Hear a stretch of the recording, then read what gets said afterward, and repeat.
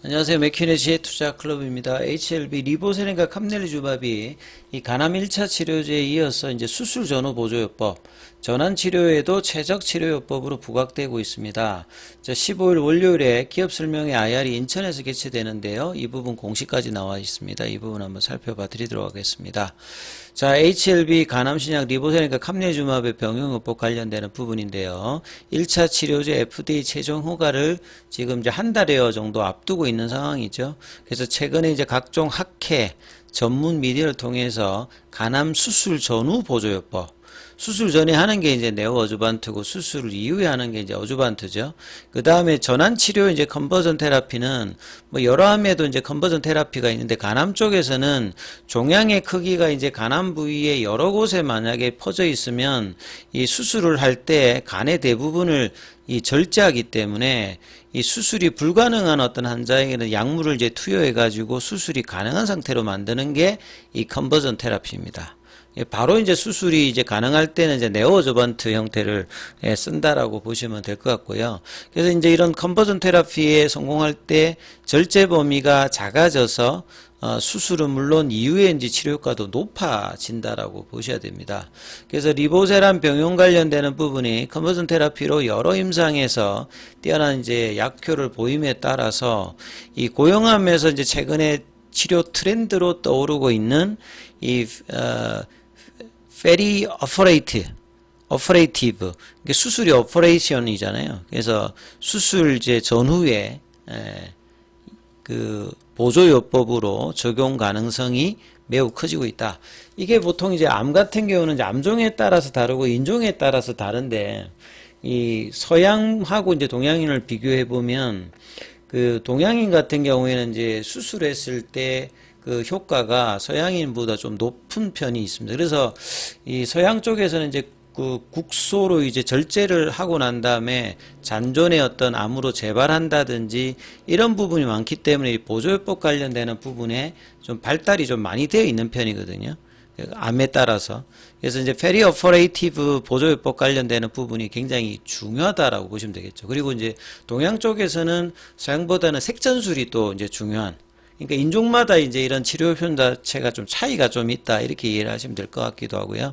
자, 전환 치료에서는 여러 기전의 항암제가 쓰이는데 주로 이제 면역 항암제 이제 PD-1, PD-L1 관련되는 부분과 기타 치료법을 병용하는 경우가 일반적으로 합니다. 여기는 아직 이제 표준 치료법이 없는 상태이기 때문에 이제 이런 걸 하려고 하면 이제 NCCN에 등재를 한다든지 아스코라든지 에스모 여러 이제 가이드라인에 이제 이런 부분들이 올라와야 되는 거죠. 그래서 지금 현재는 이제 의료진들이 여러 약물을 비교해서 유효성 안전성이 높은 이제 병용 약물을 선택한다, 이렇게 돼 있죠.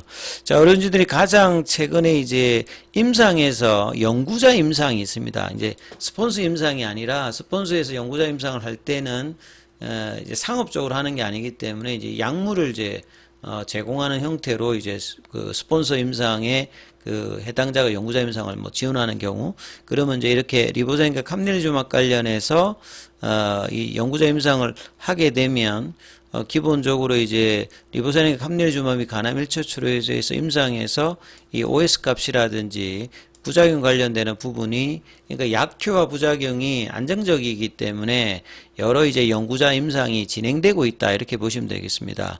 이미 이제 작년도에 간암 1차 치료제도 허가를 받아 있는 상태고, 이게 중국 쪽에서는 항서제약이 이 간암 보조요법, 아까 말씀을 드렸죠. 이제 보조요법 같은 경우에는 수술 전에 하는 이제 네오어저반트, 수술 이후에 잔존암에 이제 재발 관련되는 부분에서 암은 이제 줄기세포가 있지 않습니까? 이 부분들이 완벽하게 이제 절제가 안 되면 재발 관련되는 부분이 있기 때문에 보조요법을 쓰거든요. 그 다음에 이제 테이스라고 하는 거는 간동맥 항색전술이죠. 여기에 대해서 이제 3상을 진행하고 있다는 점. 그래서 이제 간암 1차 치료제 외에도, 그러니까 간암 치료 어떤 옵션 자체가 이게 수술, 그 다음에 뭐 수술 위에 뭐 이 방사선 치료라든지 제일 처음에 사실은 이제 그 항암 관련되는 부분에서 제일 처음 나온 게 이제 수술이고, 예, 그 다음에 이제 뭐 방사선 관련되는 부분들도 1920년도에 나왔고요. 그 다음에 이제 뭐 세포독성 항암제 같은 경우는 보통 이제 1950년대 이후에 이제 본격화 되었고, 표적항암제 같은 경우는 이제 90년대 이후에 이제 2000년도부터 시작되었고, 면역항암제 같은 경우에는 2011년도 이후부터 이제 허가를 받았으니까 그 중간중간에 이제 뭐 절제술이라든지 그 다음에 색전술 이런 여러 가지 이제 치료 옵션들이 환자의 어떤 병기라든지 상태에 따라서 차별화되어 있는데, 요즘에는 이게 이제 크로스오버 되어서 진화를 하고 있는 어떤 상황이다, 트렌드가. 이렇게 좀 이해를 하시면 될 것 같고, 그렇기 때문에 여러 임상들이 그 각종 암에 따라서 이 여러 이제 옵션으로 진행을 하고 있고, 이 부분이 장서제약이 이제 이런 어떤 부분들을 많이 하고 있다라고 보시면 되겠죠. 그래서 이제 색전술과 병용으로 그 리보세라님 병용, 그러니까 리보세라님 하고 병용하는 것도 있고, 이 캄넬리주마하고 같이 해서 뭐 병용하는 형태도 있고, 여러 가지가 있습니다. 그래서 리얼월드 데이터에서 이 ORR이라든지 아스코 발표됐던 부분, 그 다음에 이제 색전술에 좀 반응을 안 하면 이 간동맥 주입 하악요법 이 부분을 한다고 했지 않습니까? 여기 관련해서 여기는 이제 변용 전환 치료했을 때 이 뭐 완전간에도 나오고 ORR, DCR 요런 형태가 나오니까 수술 이후에 또 이제 전환 치료를 하고 되면 암 병변이 완전히 이제 절제된 RO 개념의 이제 100%가 나오기도 했고요. 이처럼 이제 HLB의 간암 신약이 췌장의 이제 환자 생존 기간 OS 값도 22.1개월. 요것도 이제 5월 말 6월 달에 이제 아스코에서 추가 업데이트 관련되는 부분을 발표할 예정이라고 하죠. 이런 부분을 입증한 데 이어서 간암 분야의 어떤 전환 치료, 수술 전후 네오조반트, 어조반트 여기에서도 뛰어난 이제 결과를 내고 있기 때문에 이 향후 간암 치료에서 의사와 환자의 치료 옵션이 넓어진다. 그러니까 전신 치료제로만 끝나는 것이 아니라 계속 말씀드립니다만 국소 치료와 이 전신 치료가 크로스오브 된다라고 말씀드렸고, 그 중간에 이제 색전술, 방사선 화학요법, 이 뭐 전후요법, 여러 요법에도 지금 이제 확장을 하고 있기 때문에, 그러면 결국 이제 매출액이나 수익성 관련되는 부분들이 계속 커지는 효과라고 봐야 되겠죠. 암종의 어떤 적응증 확장도 있겠습니다만, 이 동일한 암종에서 치료 옵션에 또 이제 확장들이 있다는 부분을 또 기억을 해야 될 거고요. 그 다음에 이제 어제 이제 온콜로지 너스 어드바이저 관련되는 부분을 좀 소개해 드렸는데, 여기에도 이 통계적 유의와 임상적 의미 있는 이 부분이 상당히 좀 강조를 했던 부분이죠. 그래서 기대감이 여전한 상황에서, 그리고 이제 다음 주 월요일 날도 오늘 이제 이게 1시에 나왔죠. 그러니까 오장의 반등에 이제 이런 어떤 기사와 이제 회사의 대응들이 좀 영향을 좀 줬다라고 보여집니다. 그래서 4월 15일 월요일인데요. 3시 40분 이제 시장이 이제 주식시장이 끝나고 바로 이제 해서 3시 40분부터 5시 반까지 거의 2시간 동안 합니다. 인천에서 하죠. 그러니까 뭐 계속 제가 말씀드립니다만 FDA 최종 결과까지 회사가 그냥 결과를 기다리기보다는 주식시장에서 시장 가치 제고라든지 주주의 어떤 이제 가치 제고를 하기 위해서 최대한 할 수 있는 거는 계속 그냥 IR 하는 겁니다. 지금까지 해왔듯이 매주 그냥 계속 이제 노이즈가 나오면 그 부분, 그 다음에 이제 지금 진행하는 부분들을 계속 강조하면서 이야기를 하는 게 좋다고 판단이 된다고 제가 말씀을 드렸는데, 이번 주도 그렇고 또 다음 주도 이런 IR은 계속 개최하고, 이 IR의 자료를 좀 봤는데요. 업데이트 돼 있는 부분들하고 이 부분들은 내일 좀 이제 다시 한번 소개를 또 해드리도록 하겠습니다. 영상 관련해서. 자, 항서제약 같은 경우에는 오늘 1.89% 좀 빠졌죠. 그래서 2월달, 3월달에 양봉이었다가 지금 4월달에는 좀 주춤하고 있습니다. 매크로 변수도 있고요. 그 다음에 이제 항서제약의 이제 이런 부분들을 보시면 좀 이해될게요. 항서제약 이제 사이트에 가시면 이제 이 자료들이 좀 올라와 있는데, 탑 25, 이거는 글로벌학입니다. 사이즈 오브 파이프라인. 파이프라인이 얼마 정도가 있느냐, 이게 이제 빅파마에서 굉장히 중요하거든요. 그러니까 뭐 HLB 같은 경우나 이런 부분들에 비해서 항서제약이 R&D로는 탑 클래스입니다.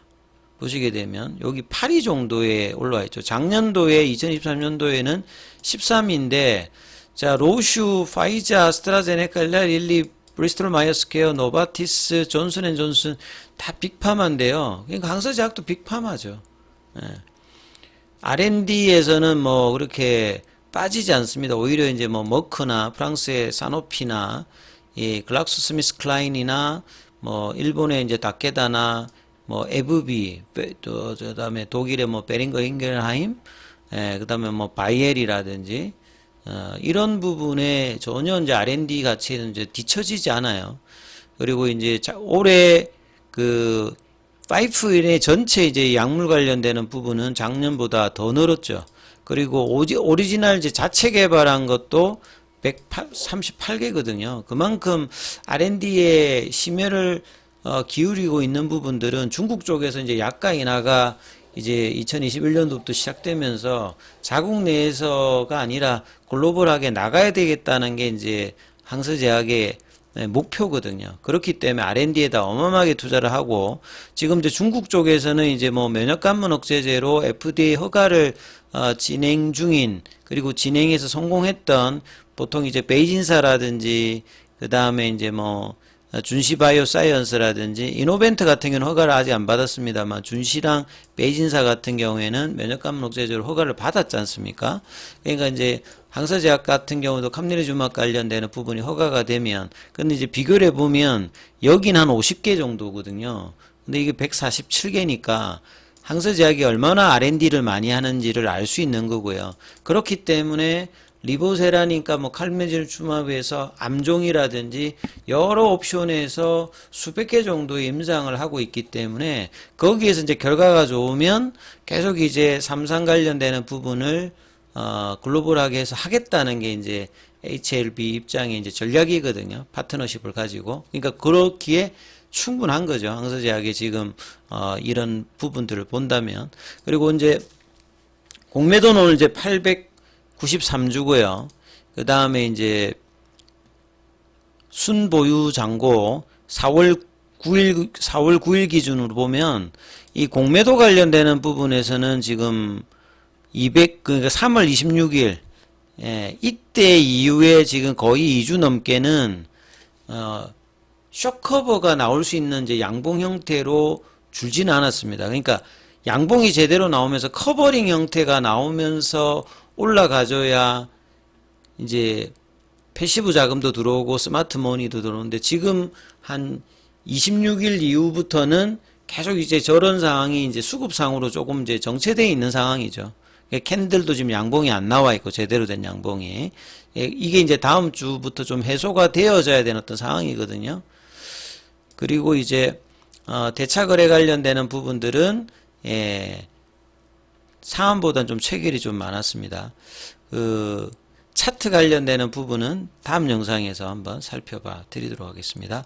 자, 중요한 구간인 만큼 카톡방 진행되고 있으니까 문자로 참여 남기시면 입장 코드 보내드리고 있으니까 참조하시면 되겠습니다.